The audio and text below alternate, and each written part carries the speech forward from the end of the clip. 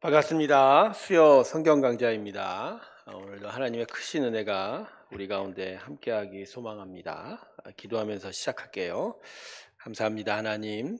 오늘도 우리 가운데 함께하시고 또 새해 수요 성경 강좌를 통해서 하나님의 귀한 뜻들을 또 분별하는 지식을 허락하여 주시고 하나님을 아는 지식 가운데 충만히 거하게 하여 주시옵소서. 오늘도 하나님의 크신 은혜 가운데로 우리가 걸어갈 수 있도록 인도하여 주시기를 원하고 감사드리며 예수님의 이름으로 기도드립니다. 아멘. 새해 첫 번째 수요 성경 강좌입니다. 연말에 여러 일정들 때문에 수요 강좌가 지난 3주 동안 쉬었습니다. 오늘부터 다시 이제 시작을 하게 되는데요. 작년에 12월 11일까지 저희가 살펴본 것이 여로보암의 죄에 대해서 살펴보았습니다. 르호보암으로부터 10개 지파가 독립을 하게 돼서 여로보암 중심으로 북이스라엘 왕국이 세워지게 됐는데, 이 여로보암이 금송아지 2마리를 베델과 단에 세워놓고 우상 숭배를 하기 시작하면서 여로보암을 통한 북이스라엘 왕국이 하나님이 아닌 길을 걸어가게 되었습니다. 자, 그런데 지금 이제부터 살펴봐야 되는데, 이스라엘 왕국에 대한 이야기를 좀 더 스피디하게 좀 끌어가려고 그래요. 그래서 오늘은 여로보암뿐만 아니라 북이스라엘 왕국 전체에 대한 개관을 좀 시도해 보려고 합니다. 과연 가능한지, 아니면 또 짧게 끝날 수도 있을 것 같은데 한번 시작해 보도록 하겠습니다. 자, 북이스라엘 왕국.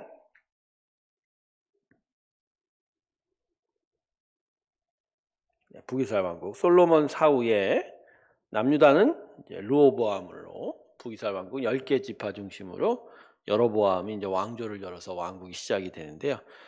실제로 역사를 보면 BC 기원전 930년부터 BC 721년 아수르 제국에 의하여 멸망당할 때까지 약 209년 동안 존속했습니다. 209년 동안 북이스라엘 왕국이 이제 존속을 했는데, 이제 문제는 이 209년 동안 존재하면서 한 개의 왕조로 진행이 되지 않았다는 거예요. 209년 동안 존속이 되면서 무려 9왕조, 20왕이 난립하게 되었습니다. 왕조가 뭔지 아시죠? 그러니까 김씨가 왕권을 잡다가 왕이 한 서너 명 지낸 다음에 다시 박씨가 왕권을 잡고, 또 박씨가 한 두어 명 왕을 하다가 또 다시 최씨가 왕을 잡고, 이런 식으로 왕조가 209년 동안 9개가 존속을 했다는 거예요. 9개. 그러니까 한 왕조당 20년이 채 안 됩니다. 20년이 채 되는군요. 22년 정도 평균. 그러니까 대단히 불안정했다는 거죠. 불안정한 나라. 가령 한국의 역사를 보시면 알겠지만 고려, 조선 이루어지는 이 왕조들이 대략 기간이 400~500년 넘거든요. 한국의 역사를 보면. 그런데 북이스라엘 왕국의 왕조는 평균 22년 정도 존속을 한 나라예요. 왕조들이었어요. 그러니까 대단히 불안정하고 정권의 교체가 극심한 그런 역사를 보여주게 되는 거죠. 자, 이유는 한 가지입니다. 이게 이제 세계 정세, 그다음에 지리적 여러 영향들, 또 여러 가지 이유가 있겠지만, 중요한 가장 근원적인 이유는 하나님께서 북이스라엘 왕국을 싫어하셨어요. 처음에 하나님께서 기름 부어 세웠던 여로보암이 우상 숭배의 길로 빠지게 되면서 하나님께서 이 여로보암 왕조를 지키지 않으셨고, 그 이후로 계속 들어선 왕들이 여로보암의 길을 갔다고 계속 열왕기와 역대상하가 기록하고 있거든요. 즉 하나님께서 기뻐하지 않은 일들을 계속 하다 보니까 하나님께서 계속 그 왕조의 교체를 이루신 거죠. 그러면서 계속 기회를 주시고 또 기회를 주시고 하나님께 되돌아올 수 있는 기회를 줬는데 끝내 돌아오지 않자 9개 왕조가 끝나면서 209년을 지나면서 북이스라엘왕국은 아예 역사 속에서 사라지게 된 거죠. 자, 이 북이스라엘 왕국은요 10개 지파가 중심이 되었습니다. 10개 지파.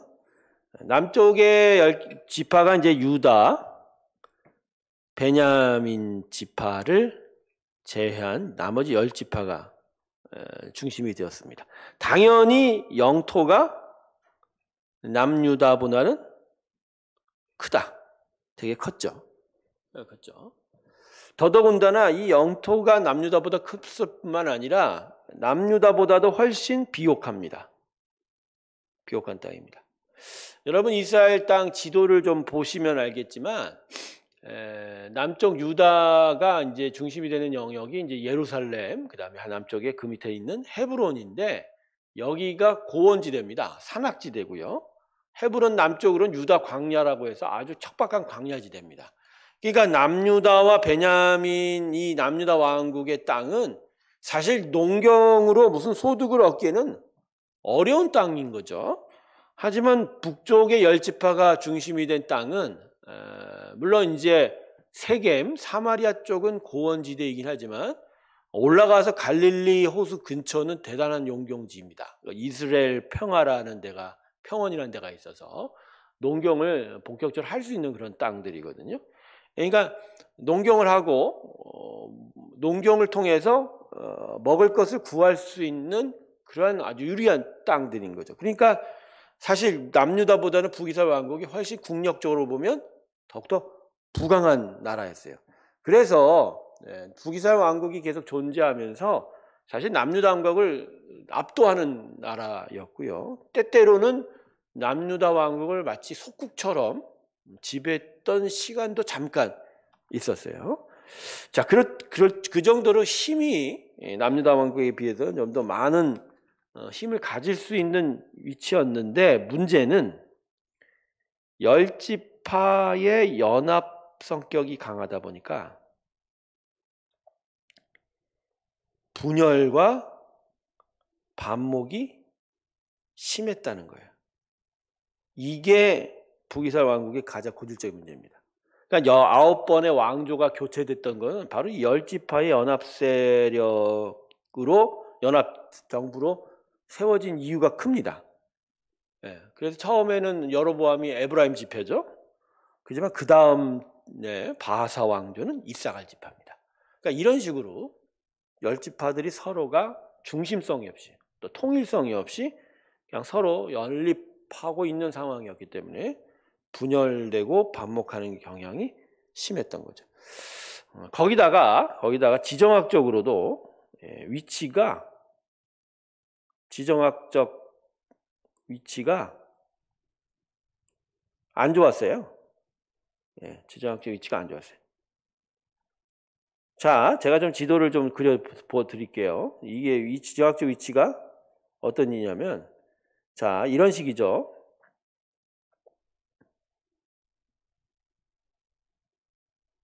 이런 식의 이제 땅들인데,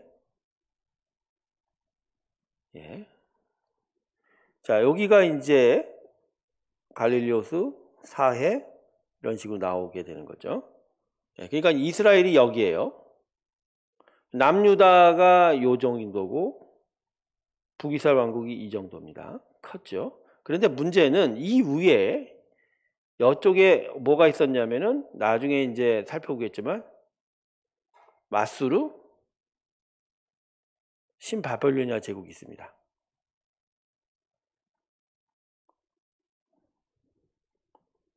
신바벨론 제국.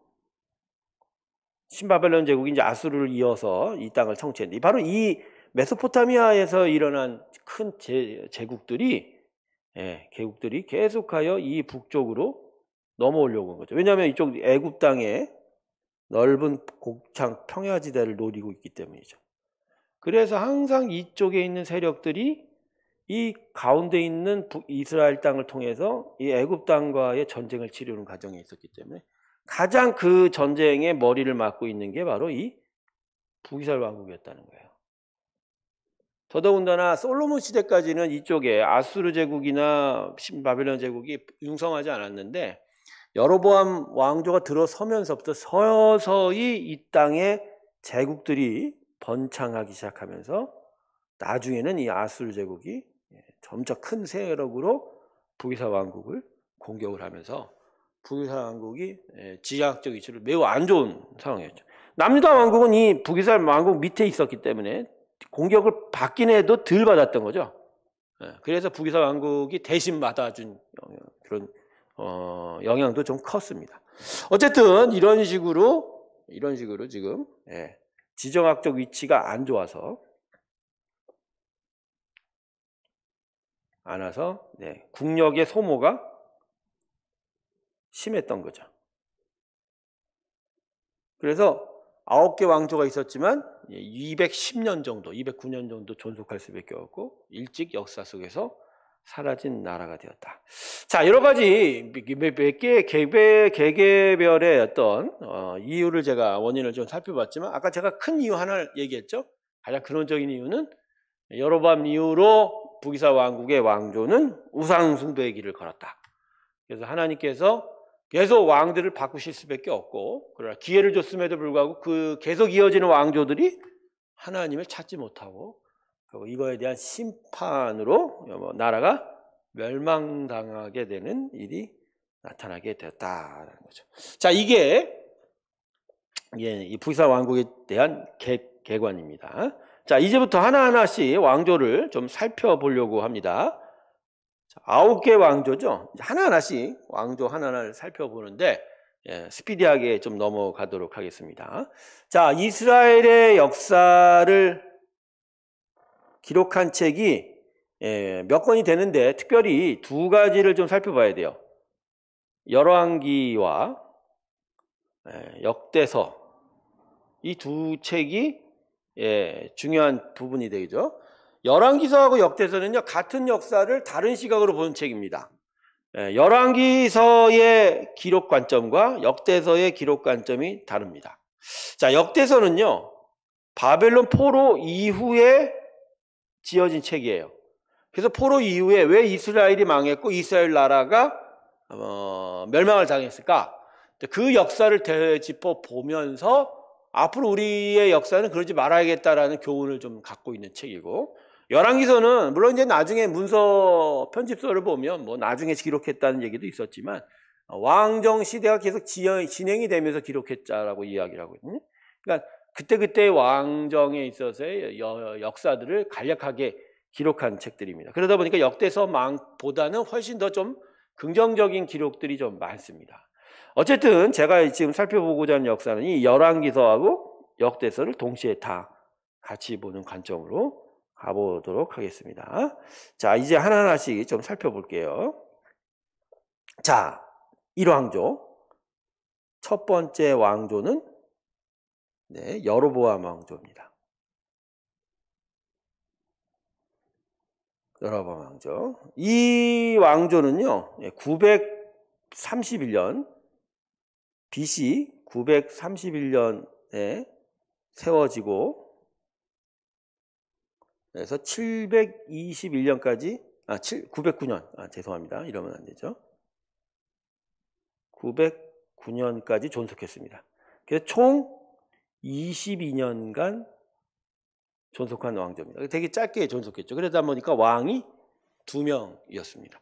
첫 번째, 1왕조의 첫 번째 왕이 이 북이스라엘 왕국을 시작했던 여로보암 왕입니다. 여로보암 왕. 자, 이 사람의 특징은 뭐죠? 단과 베델에 금송아지를 세운 유상숭배의 왕이었죠.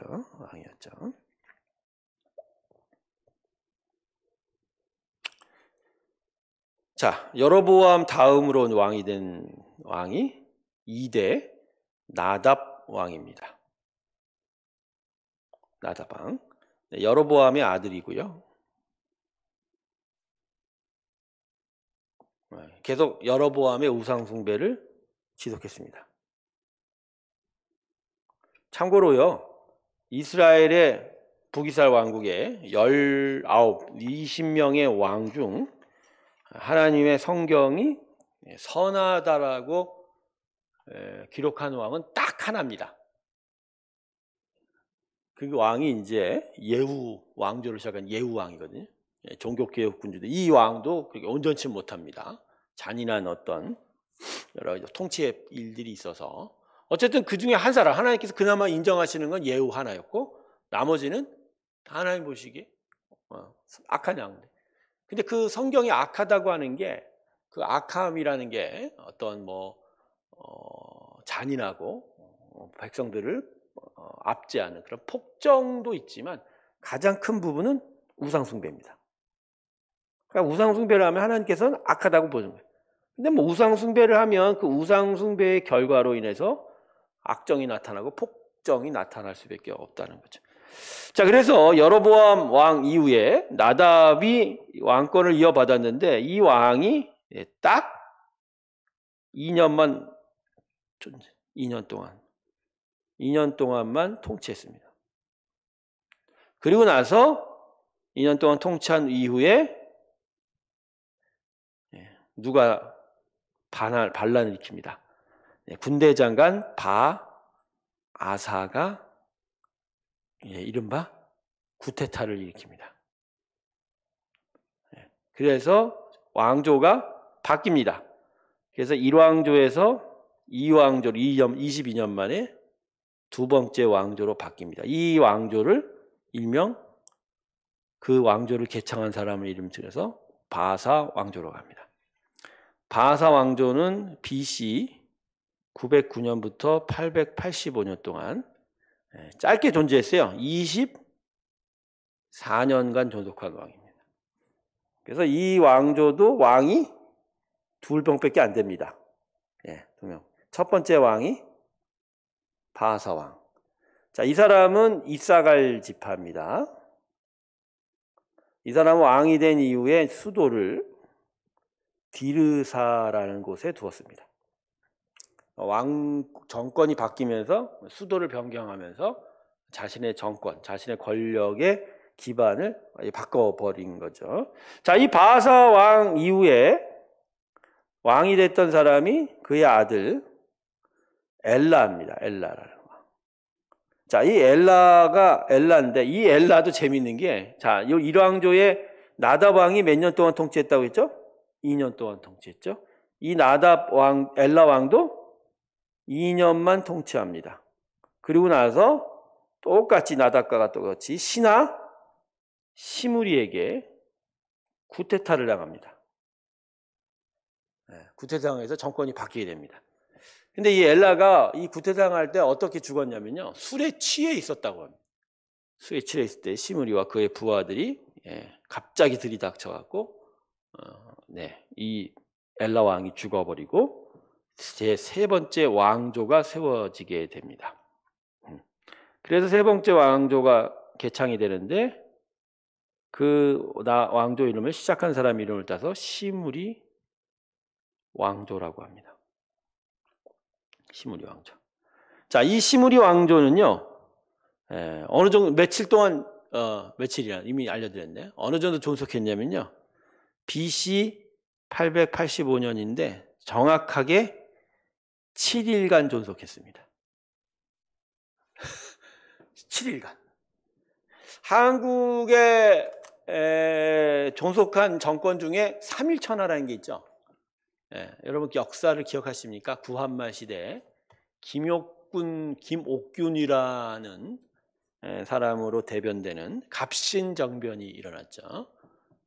개화파 중에 급진적인 사람들이 일본의 세력을 이용해서 나라의 정권을 빼앗겼죠.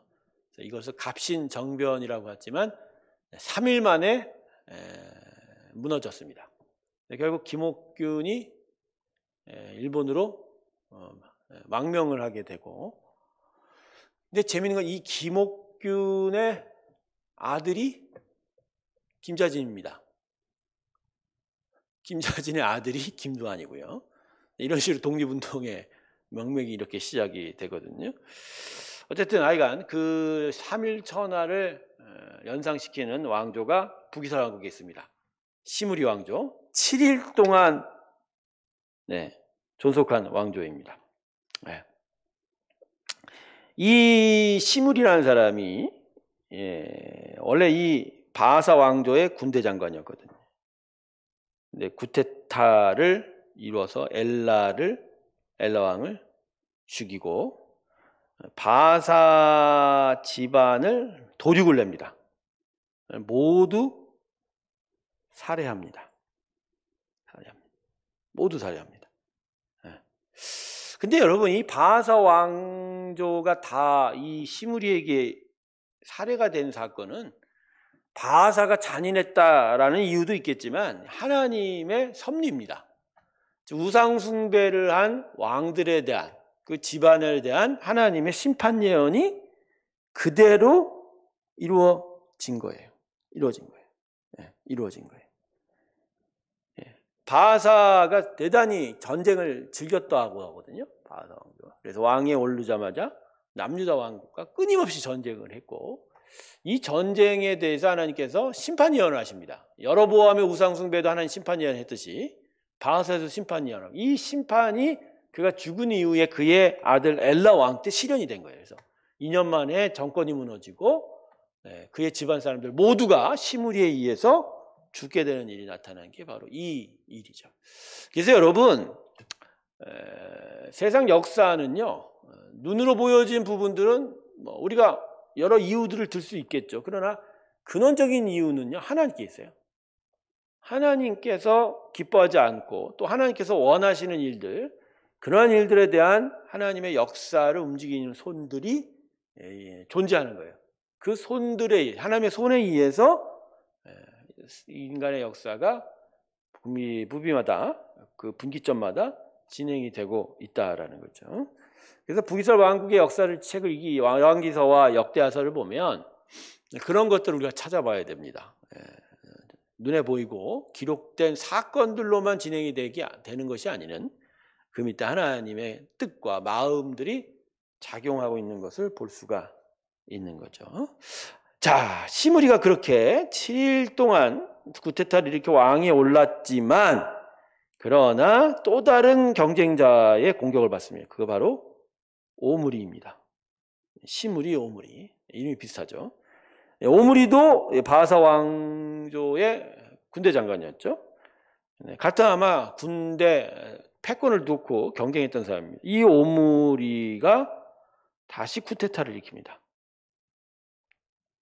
그리고 결국은 내전이 발발해서 내전 끝에 이 시므리는 자살을 하게 됩니다. 자살을 하게 됩니다.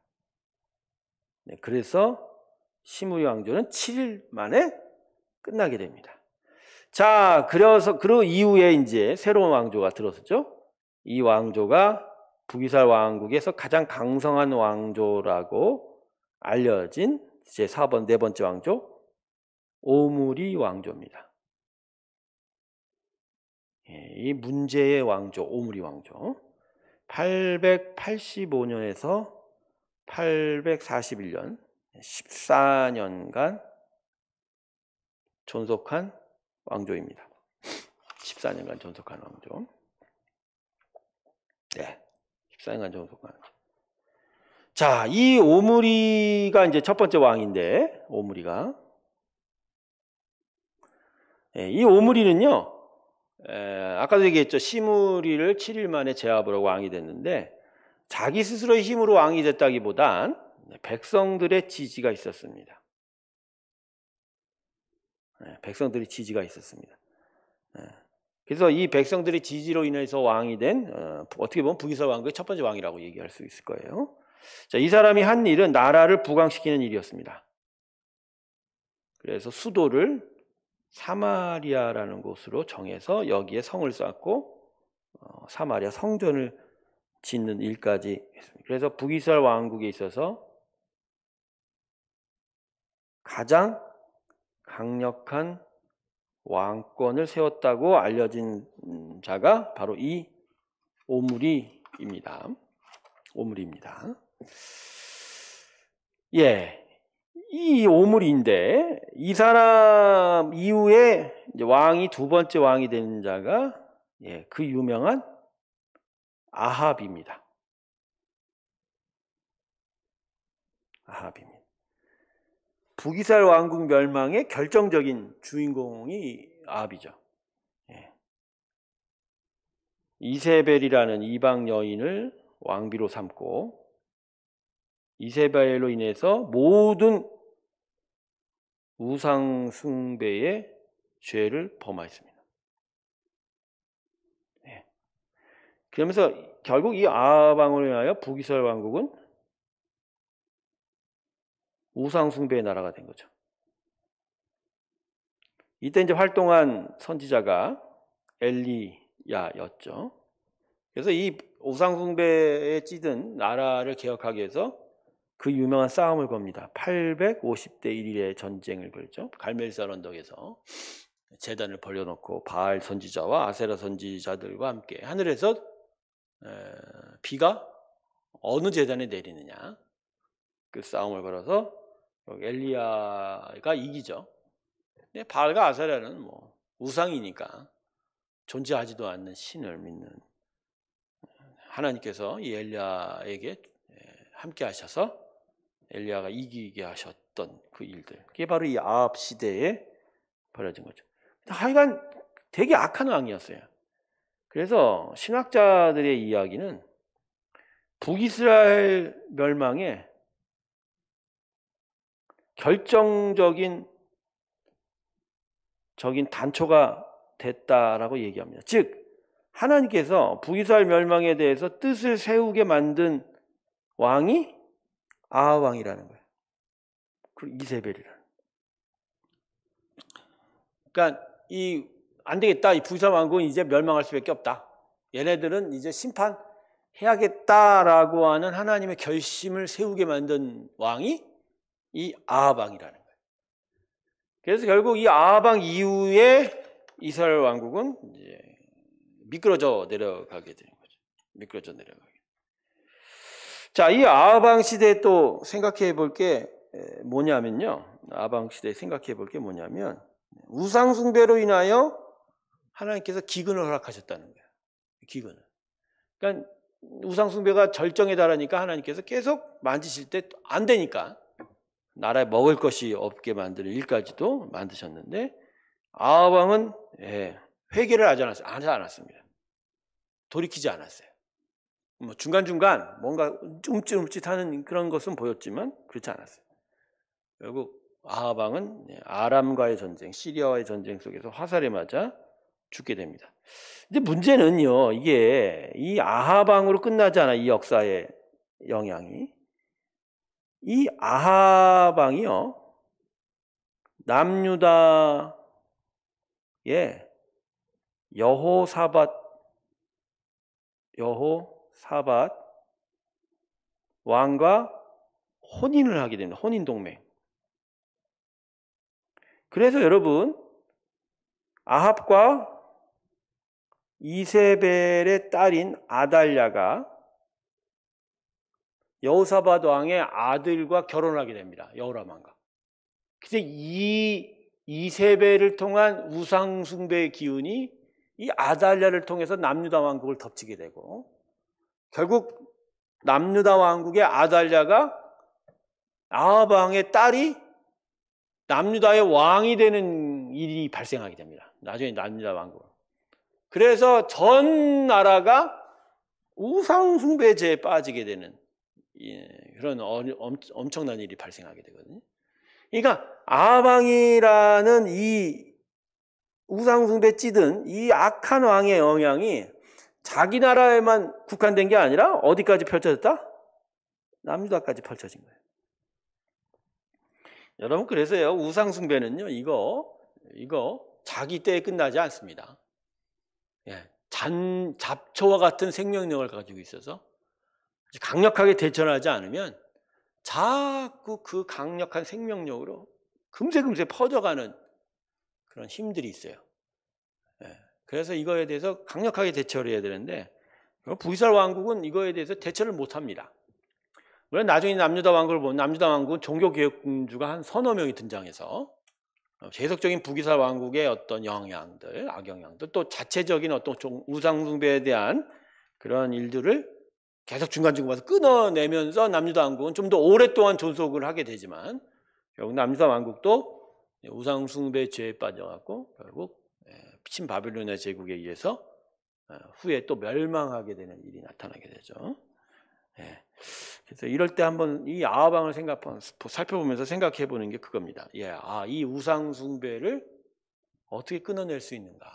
엘리야라는 정말 하나님의 능력의 선지자가 있었음에도 불구하고 왕 자체가 말을 듣지 않으니까. 여러분, 이래서 지도자가 제일 중요합니다. 지도자가 중요한 거예요. 그러니까 분명히 이스라엘 초기 사울왕을 세웠을 때 하나님께서 얘기하셨던 일들이거든요. 근데 그 일들이 시간이 지나 북이스라엘 왕국, 남유다 왕국을 분열되면서 그 일이 드러나기 시작을 한 거죠. 자, 오므리 그다음에 아합이고요. 아합 왕 다음에 왕이 된 왕이 아합 왕의 아들 아하시야입니다. 아하시야 왕. 아하시야 왕. 자, 이 사람은 아합의 아들이죠. 이세벨의 아들이죠. 근데 이 아하시야 왕은요, 아팠어요. 궁정 다락 난간에서 떨어졌습니다. 그래서 심각한 부상을 입고 이거에 대한 치료를 위해서 바알세불이라는 우상의 선지자, 주술사를 불러서 엘리야로부터 책망을 받게 되는 일이 있어요. 이제 이 정도로 아합 왕 이후에 우상숭배의 죄가 정말 깊숙이 침투했다는 걸 알려준 왕이 이 아하시야 왕이고요. 자, 아하시야 다음으로 왕이 된 게 여호람 왕입니다. 이 이름은 헷갈리시면 안 됩니다. 이 여호람은 남유다가 아니라 북이스라엘 왕국의 왕의 이름입니다. 남유다 왕국의 5번째 왕이 여호람인데 이 여호람은 아합의 손자입니다. 아하시야의 아들로서 아람과 시리아와의 전쟁으로 부상을 당하게 됩니다. 그런데 이때 구테타가 또 일어납니다. 그 구테타가 바로 예후입니다. 예후가 여호람 왕 시대의 군대 장관이었는데 이 여호람 왕의 부상을 틈타서 구테타를 일으켜서 왕조를 바꿔버립니다. 근데 이 예후는 하나님의 기름 부음을 받습니다. 하나님의 택함을 받습니다. 하나님께서 아합 왕조를 뒤엎으시기 위해서 사용한 인물입니다. 그리고 우상숭배에 찌든 북이스라엘 왕국의 어떤 대대적인 개혁을 일으키시기로 생각했던 자가 바로 이 예후입니다. 그래서 예후가 여호람 왕의 부상을 틈타서 구테타를 일으키고 여호람을 죽이고 5번째 왕조를 세우죠. 이 와중에서 여호람 왕은 죽어서 나봇의 포도원의 시체로 버려지게 됩니다. 여러분, 나봇의 포도원 뭔지 아시죠? 아합이 자기의 힘으로 다른 그냥 백성들의 재산을 그냥 강탈했던 사건이죠. 그거에 대한 심판으로 그의 손자가 칼에 의해서 죽고 시체로 그 밭에 던져지게 된 거죠. 결국 아합 왕조는 예후에 의해서 처단됩니다. 이것도 바로 하나님의 심판인데요. 그래서 5번째 왕조가 들어서게 됩니다. 오왕조. 이름하여 개창자의 이름을 따서 예후 왕조입니다. 자, 이 예후 왕조는요, 844년부터 752년까지 꽤 오랜 시간 존속했죠. 하나님께서 예후에 대한 선택이 있어서 그런 것 같습니다. 제일 오래 존속한 왕조입니다. 89년간 존속했습니다. 자, 예후에 대해서 한번 살펴보죠. 예후는 바알 숭배를 근절시켰습니다. 예. 그래서 북이스라엘 왕국에 만연한 바알 숭배를 근절시킵니다. 바알의 모든 사당들, 신전들을 다 깨뜨리고 바알의 모든 선지자들을 한꺼번에 다 죽여버렸습니다. 죽여버렸습니다. 그렇지만 잔인한 일이 많았어요. 어떤 잔인한 일이 많았냐면 이 예후가 정권을 잡는 과정에서 유다 왕이 죽습니다. 유다 왕이 죽어요. 그래서 왜냐하면 아합 왕조와 유다 왕조가 혼인 동맹을 맺지 않습니까? 그래서 여호사밧의 아들과 아합의 딸이 결혼을 합니다. 그게 여호람 왕이죠. 그다음에 아달랴가 왔는데 그 여호람 왕이 죽고 난 이후에 아하시아라는 아달랴의 아들이 왕이 올랐는데 이 아하시아가 여전히 혼인 동맹을 맺고 있으니까 북이스라엘 왕국에 함께 와 있었던 거예요. 와 있어서 여호람 왕, 북이스라엘 왕국의 여호람 왕과 서로 같은 자리에 있다가 이때 예후가 쿠데타를 일으키고 들이닥쳐서 아하시아 왕도 바로 그 자리에서 죽임을 당하게 됩니다. 그런데 이 죽임을 당하는 자리에 아하시아 형제 42명, 즉 유다 왕조의 왕족들이 많이 있었는데 그들을 한꺼번에 다 죽였습니다. 그래서 42명을 죽였다고 그러지 않습니까? 42명. 근데 그것뿐만 아닙니다. 아합의 가문을 적결하는 과정 속에서 아합의 아들을 70명을 또 살해해버렸고 바알 숭배자를 죽인 것은 칭찬할 일이지만 바알 숭배자를 집단적으로 처형하는 일이 있었어요. 그래서 예후는 기본적으로 잔인함으로 그 명성이 이름이 높았던 왕이었던 것 같아요. 그래서 이 부분이 하나님께서 기뻐하지 않았다. 하나님께 완전하지 않았다라고 평가를 받고 있는 것 같아요. 어쨌든 그렇지만 하나님 보시기에 예후는 이런 잔인한 면이 있지만 하나님이 선하다라고 평가를 하시는 것 같아요. 왜요? 뭐 때문에? 바알 숭배를 근절시키. 예후 왕에 의해서 하나님을 섬기는 일이 회복이 되었기 때문입니다. 북이스라엘. 이 일이 하나님께서 기뻐하셨던 일이죠. 자, 그러나 오래가지 못했습니다. 예후 왕 다음에 왕이 된 사람이 여호아하스입니다.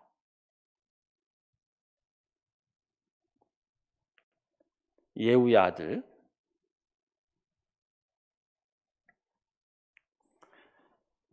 여호아스. 그 다음에 별 사건이 없어요. 여호아스 아들 다음이 이제 요아스 왕입니다. 요아스. 여호아스의 아들이죠. 이 왕도 별 사건은 없습니다. 그냥 평범한 왕이었습니다. 그러나 우상숭배를 계속 했던 것 같아요. 자, 이 요아스 왕 다음에 북이스라엘 왕국의 가장 경제력이 강성했던 시대를 열었던 여로보암 2세가 있습니다. 요아스의 아들인데 이 왕은 41년간 통치합니다. 가장 큰 경제적 번영을 누린 왕입니다. 여러분 바로 이때가 호세아 선지자가 활동했던 때입니다. 그리고 동대에 북이스라엘 왕국에 또 다른 선지자가 있었는데 아모스 선지자. 근데 이 아모스 선지자가 외친 게 결국 뭐죠? 아모스? 공의가 하수와 같이 흐르는. 즉 북이스라엘 왕국의 공의가 사라진 시대, 하나님의 공의를 선포한 선지자가 바로 이 아모스 왕.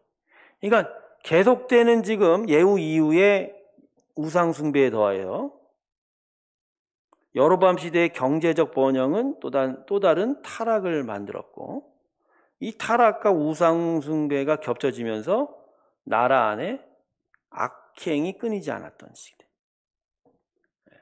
고리대금으로 자신의 동족들을 노예로 쉽게 사고팔고 친구의 아내와 딸들까지도 돈에 의해서 노예로 사고 팔고 하는 그런 폭정, 공의가 사라진 시대가 바로 이 여로보암 2세. 결국 이 여로보암 2세 시대에 결국 완전히 이후에 부이상국은 꺾이게 됩니다. 자, 이 여로보암 2세 다음에 이제 왕이 된 이제 스가랴입니다. 스가랴. 이 여로보암 2세의 아들인데 이 사람은 왕이 된 지 6개월 만에 왕권을 잃게 됩니다. 결국 쿠데타가 나타나게 되는데 살룸이라는 사람에 의하여 반역당합니다. 그래서 육왕조가 이로 개창이 되게 되는데 이 왕조는 개창자 이름을 따서 살룸 왕조라고 칭합니다. BC 752년에서 752년 동안, 제가 무슨 말 하는지 아시죠? 왕권을 잡고 나서 고작 1개월 동안 존속하는 왕입니다. 1개월 동안. 자, 아까 제가 7일간 존속한 왕이 있다고 했죠. 아합 왕조를 열었던 오므리가 반역을 했던 시므리가 7일 동안. 그리고 예후 왕조가 89년간 했다가 다시 살룸 왕조가 1개월 동안 존속을 합니다. 살룸이 정권을 잡은 지 1개월 만에 무나헴이라는 사람에 의하여 또 반역을 당하게 됩니다. 그래서 7번째 왕조가 세워지게 됩니다. 자, 여러분 이제 여기서부터는 그냥 막 가는 겁니다. 이스라엘이 그냥 멸망으로 그냥 급히 내닫게 됩니다.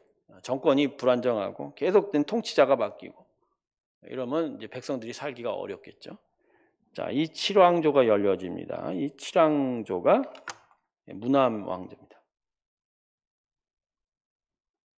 무나함 왕조. BC 752년에서 740년 동안 그래도 12년간 존속했습니다. 그래도 왕이 둘입니다. 첫 번째 왕이 살룸을 죽이고 왕이 됐던 무나헴입니다. 자, 이때부터 북쪽의 아수르 제국이 북이스라엘을 힘들게 합니다. 본격적인 아수르의 침입이 이어지면서 멸망의 태클을 달게 됩니다. 결국 이 7왕조 때부터 30년 만에 북이스라엘 왕국이 멸망을 당하거든요. 무나헴 때 드디어 아수르 제국이 등장하고 아수르 제국에 조공을 바치는 일이 이때 시작이 됩니다. 조공을 바치는 게 뭐죠? 결국 힘에 의해서 복속당했다는 거죠. 그래서 공무를 통해서 그들의 힘을 인정하고 그들의 어떤 영향력을 인정해 준 그런 거죠. 자, 무나헴 다음에 왕이 됐던 게 이제 부가히야입니다. 무나헴의 아들이죠. 근데 이 왕도 오래 못 버텼습니다. 2년 동안 통치했습니다. 그리고 이때 그의 부하 장관 베가에 의해서 쿠데타를 당하게 됩니다. 그래서 제8왕조가 시작이 됩니다. 그 시작한 사람에 의해서 베가 왕조라고 하는데 BC 752년에서 732년 동안 그래도 20년 동안 존속합니다. 딱 근데 왕은 하나였어요. 쿠데타를 통해서 왕권을 잡았던 베가입니다. 근데 이 베가 때 아수르의 공격으로 북부 지역을 다 빼앗깁니다. 그러니까 이미 이 베가 때는요, 나라의 기틀이 사라진 거예요. 갈릴리 지역 전체가 다 아수르가 가져간 것 같습니다. 그래서 세겜, 아까 제가 했죠, 수도를 새롭게 세웠던 게 세겜 인근에 있는 사마리아, 그 사마리아 일대만 다스렸던 것 같아요. 자, 이 베가 왕 다음에 베가 때 이제 마지막 20년 후에 또 쿠데타가 일어납니다. 누가 하면 호세아라는 군대 장관이 쿠데타를 일으켰는데 이 사람이 마지막 9번째 왕조를 엽니다. 그리고 이 사람으로 인하여 호세아 왕조, 북이스라엘 왕국은 멸망하게 됩니다. 732년에서 722년 10년간 통치하죠. 마지막 왕입니다. 북이스라엘 왕국의 마지막 왕이 되었던 게 이 호세아 왕입니다. 근데 이 호세아 왕이 멸망을 당할 수밖에 없던 이유가 하나 있었어요. 그게 뭐냐면 당대의 열강이었던 애굽과 아수르 제국 사이에서 줄타기를 한 것 같아요. 자, 계속 지금 이 문하의 왕부터 아수르 제국에 조공했다고 그랬죠, 제가? 그러니까 지금 북이스라엘 왕국은 아수르 제국의 영향 안에 있는 거예요. 그 다음에 뭐 부가이아 왕, 베가 왕조 때 아수르의 공격으로 다 빼앗기겠죠. 그래서 아수르의 제국의 영향력에 있는데 호세아가 그래도 좀 뭔가 살아보려고 했는가 봐요. 그래서 남쪽 애굽 왕에게 협력을 요청합니다. 즉 애굽의 손을 잡아버린 거예요. 그러니까 아수르 제국 입장에서는 화가 난 겁니다. 조공을 받고 일종의 속국 형식으로 나라의 형태는 존속을 시켰는데 호세아가 애굽의 손을 잡고서 자신들한테 반역의 깃발을 드니까 반발을 하니까 아예 나라를 없애는 일이 없애버리려고 한 거죠. 그래서 아수르의 사르곤 왕이라고 하는데 역사책에서는 성경에서 아마 살마네셀 5세라고 할 겁니다. 이 왕에 의하여 나라가 멸망당하게 됩니다. 3년 동안 포위되었고 그러나 기근 끝에 결국 항복하게 되죠. 그래서 멸망당하게 됩니다. 자, 이래서 209년 동안 존속했던 북이스라엘 왕국이 끝장을 보게 됩니다. 끝장을 보게 됩니다. 자, 왕하, 열왕기하 16장을 보면 호세아 왕 시절에 나라가 멸망한 일들에 대한 기술이 되고 있는데 이 멸망의 북이스라엘의 멸망의 이유를 기록하고 있습니다. 결국 우상숭배죠. 그다음 하나님의 말씀대로 순종치, 불순종.